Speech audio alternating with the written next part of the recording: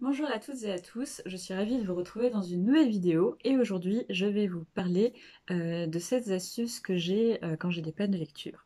Donc déjà je voulais vous remercier infiniment pour tous les messages que vous m'avez envoyés et vos j'aime et vos abonnements. Ça me fait super plaisir et n'hésitez pas si ce n'est pas déjà fait à vous abonner et à laisser un commentaire à la fin de la vidéo si celle-ci vous a plu parce que ça me fait super plaisir et ça me donne envie aussi de continuer les vidéos. Donc, pourquoi je voulais vous parler de ça? Eh bien parce que c'est un sujet qui me tient assez à cœur. J'ai toujours beaucoup lu dans ma vie, mais j'ai aussi eu de très longs moments où je ne lisais plus du tout. Et ma consommation, entre guillemets, de lecture a toujours été assez fluctuante. Surtout depuis que je suis dans le monde, dans les études universitaires, parce que du coup, étant donné que je suis dans un cursus où je lis énormément, parfois je n'ai plus forcément l'envie ou le temps de lire autre chose que mes livres de cours. Parce que quand vous avez lu toute la journée et que vous avez les yeux éclatés, lire encore à côté, c'est pour moi c'est pas très facile. Je sais que pour certaines personnes, c'est le moment où elles ont découvert une passion pour la lecture. Moi parfois je sature et je n'arrive plus du tout à lire autre chose à côté. Et du coup, avec le temps, j'ai développé plusieurs tips en fait pour pouvoir recommencer à lire parce que la lecture c'est vraiment quelque chose qui m'apporte beaucoup. Donc je me suis dit que ça pouvait peut-être vous aider si vous aussi vous avez des moments où vous avez des passages à vide et où vous n'arrivez plus à lire autant que vous le voudriez. Donc déjà le premier conseil que je voulais vous donner, c'est de surtout pas culpabiliser. La lecture, ça doit rester un plaisir, surtout si c'est une lecture, on va dire, de loisir, où c'est pas vos études, évidemment, si vous avez à lire parce que vous êtes au lycée, vous avez un cours de français, effectivement, il va falloir le lire à un moment donné. Mais à partir du moment où c'est une lecture personnelle pour le plaisir, vous n'avez jamais l'obligation de finir un livre ou de finir un livre dans un temps donné. Vous pouvez aussi vous arrêter et relire plus tard ou ne jamais le continuer. Il faut savoir que moi, je fais souvent ça. J'ai en moyenne 3 ou 4 livres commencés en même temps, tout le temps. Et je lis au fur et à mesure de mes envies. Et si un livre ne me dit rien, eh bien, j'ai aucune difficulté à l'arrêter. Pourquoi? Parce que je veux lire pour me faire plaisir et je pense que ne pas se culpabiliser, ne pas se stresser à vouloir recommencer absolument à lire, c'est le plus important. Mon deuxième conseil, c'est le fait d'accepter la panne et pourquoi pas faire 1, 2 ou 3 mois sans lecture du tout, histoire en fait de vous reconnecter avec l'envie de lire.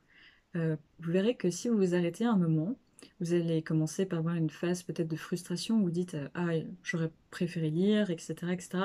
Et petit à petit vous allez vous dire ah j'aimerais vraiment lire ça ou ah là ça me ferait du bien de lire.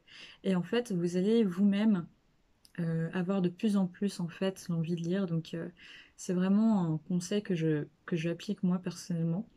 Et quand vraiment je sens que l'envie n'est plus vraiment là, j'arrête, je me concentre sur mes études ou sur mes autres projets et quelques semaines après j'ai de nouveau envie de lire et le plaisir de lire est encore plus grand en fait. Donc c'est plutôt cool. Ensuite, un troisième conseil que je fais aussi très souvent, c'est le fait d'aller se balader. Je vais me balader, je vais dans mes librairies préférées ou dans mes bibliothèques préférées. En plus, j'ai un peu l'obligation de le faire vu que je travaille dans une bibliothèque en dehors de mes études, donc forcément, je suis en contact avec des livres et surtout en contact avec des nouveautés. Et il faut savoir que personnellement, les nouveautés, ça me fait toujours très envie. Donc en fait, baladez-vous dans des librairies et touchez l'objet livre en fait. Reprenez contact doucement avec un objet livre, en plus un objet souvent neuf ou même d'occasion qui peut vous donner plus envie parce qu'il y a toujours cet attrait un petit peu de la nouveauté. Donc vraiment, touchez-le, lisez la quatrième de couverture, baladez-vous dans les rayons, imprégnez-vous de cette ambiance si réconfortante en fait des librairies ou des bibliothèques. Sentez aussi l'odeur de papier, etc. Et en fait, vous allez voir que ça vous permet aussi de vous mettre dans un certain mood qui va potentiellement vous donner envie de lire. C'est aussi un bon conseil parce que ça vous permet de vous rendre compte de qu'est-ce qui vous attire dans la librairie. Et peut-être que vous allez vous rendre compte que ce qui vous attire là maintenant, c'est un genre qui de base ne vous intéresserait pas. Pourquoi pas un essai, pourquoi pas un livre policier, peu importe. Mais laissez-vous tenter. Prenez vraiment du temps pour vous dire ok, qu'est-ce qui me ferait plaisir maintenant? Et je vous assure que ça marche très bien sur moi. Et c'est peut-être aussi parce que je suis très sensible à tout ce qui est un peu nouveauté, etc. Mais je pense qu'on est quand même beaucoup à être un peu sensible à ça.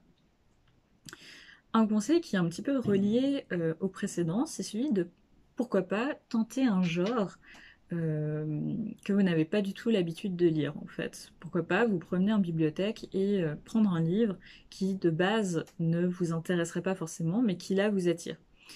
Par exemple, personnellement, je n'aime pas du tout les romans policiers, c'est vraiment pas quelque chose qui m'attire spécialement. J'en ai presque pas lu. J'ai bien aimé les Agatha Christie. Donc ça, je vous avoue que ça m'a pas mal plu. J'ai adoré les Sherlock Holmes, mais en dehors de ça, je ne lis presque jamais de policiers. J'en ai lu pendant très longtemps parce que j'ai beaucoup lu de Bite Lit quand j'étais plus jeune. Et donc forcément dans la Bite Lit, en général, ce sont des petites enquêtes policières, mais je crois justement que j'ai un peu fait une overdose. Et en plus, je suis quelqu'un de très peureuse, donc je n'aime pas du tout les histoires un petit peu paranormales. Donc tout ce qui est horreur et policier et romans d'anticipation, c'est pas trop mon délire. Mais toujours est-il que j'ai lu récemment un livre policier que je vous présenterai bientôt dans un update lecture qui m'a franchement débloqué d'une situation où justement je travaillais beaucoup en dehors des cours et je n'avais plus très envie de lire. Donc ça peut être un bon conseil, tentez, vous voyez si ça peut vous plaire. De temps en temps aussi, je lis de la poésie parce que j'ai à nouveau beaucoup lu de poésie plus jeune et du coup c'est plus du tout un genre qui m'attire parce que j'ai un peu lu les classiques qui m'intéressaient. Mais de temps en temps je relis de la poésie et parfois ça débloque une situation parce que c'est un genre de lecture que, euh, que je n'ai plus l'habitude de lire. Donc ça me désarçonne un petit peu de ma zone de confort et ça peut être très bénéfique. Une autre astuce que j'utilise tout le temps et qui à nouveau est un petit peu en rapport avec les deux conseils précédents, mais bon je pense que de toute manière c'est assez lié, c'est simplement le fait de se changer un petit peu de ses habitudes pour essayer de se donner envie de lire par d'autres moyens que ce qu'on pourrait mettre en place habituellement. Je pense que ça marche pour beaucoup de choses dans la vie. Quand quelque chose est bloqué, quand une situation vous semble bloquée, le simple fait de changer un petit peu de positionnement ou d'attitude, ça peut déjà débloquer pas mal de choses. En tout cas, c'est un petit peu ma philosophie. Toujours est-il, une autre astuce que j'utilise beaucoup, c'est que je vais lire beaucoup de BD ou de manga. Pourquoi? Parce que c'est des romans graphiques qui vous permettent en fait déjà de ne pas avoir le stress d'avoir un très gros volume entre les mains, qui peut parfois vous décourager quand vous dites «Oh mon Dieu, il reste 100, 200 pages à lire», ça peut être très décourageant si vous n'avez déjà pas la motivation de vous mettre dans l'histoire. Et en plus, vu que ça a des images et que c'est en général très beau, c'est un moyen très sympathique de vous remettre à la lecture. Une BD, c'est entre 1, 2 heures de lecture, donc ça vous permet, si c'est une petite BD évidemment, ça dépend de la BD, mais ça vous permet de lire, de finir aussi un ouvrage qui parfois peut faire du bien, de se dire ok j'ai déjà lu quelque chose, et surtout qui peut-être vous permet de revenir dans la lecture. Pareil pour les mangas. Et donc voilà, n'hésitez pas à tester. Et une autre possibilité serait de vous mettre comme objectif de lire par exemple un chapitre par jour et comme ça d'avancer tranquillement. J'utilise cette technique surtout pour du coup les livres de cours que je suis obligée de lire. Il y en a certains qui sont extrêmement difficiles et cela depuis que je suis au collège et au lycée, il y a des ouvrages que je n'arrivais absolument pas à lire. Et j'ai toujours un peu fonctionné comme ça, je me mettais des petits objectifs, un chapitre par jour, et au final, au bout de quelques jours, vous avez déjà lu 4 ou 5 chapitres, ce qui est très appréciable, et vous n'avez pas forcément l'impression de faire un trop gros effort. Donc je vous avoue que c'est quelque chose que j'utilise assez souvent. Après, si vraiment c'est une panne de lecture, euh, je ne vous conseillerais pas de faire ça si c'est pour de la lecture de loisir, parce que du coup, ça risque aussi un peu de vous dégoûter. Il y a des livres que je me forçais à lire tous les jours, un chapitre par jour pour pouvoir enfin le terminer, mais à la fin, j'en pouvais absolument plus. Je pense à Manon Lescaut, que j'ai absolument détesté de bout en bout, et que je me suis forcée à lire. Donc bon, c'est plutôt pour les livres de cours que vous êtes absolument obligé de lire. Et enfin, un dernier conseil qui franchement, c'est mon conseil doudou, c'est le fait de lire un ouvrage que vous adorez, qui vous fait du bien. Par exemple, moi, je lis La Croisée des Mondes, qui est juste là d'ailleurs, on le voit.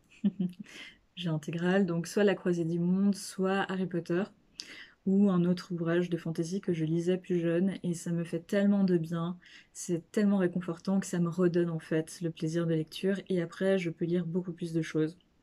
Donc voilà, c'est un moment en fait pour vous reconnecter avec le plaisir de lire, et je trouve que c'est très important.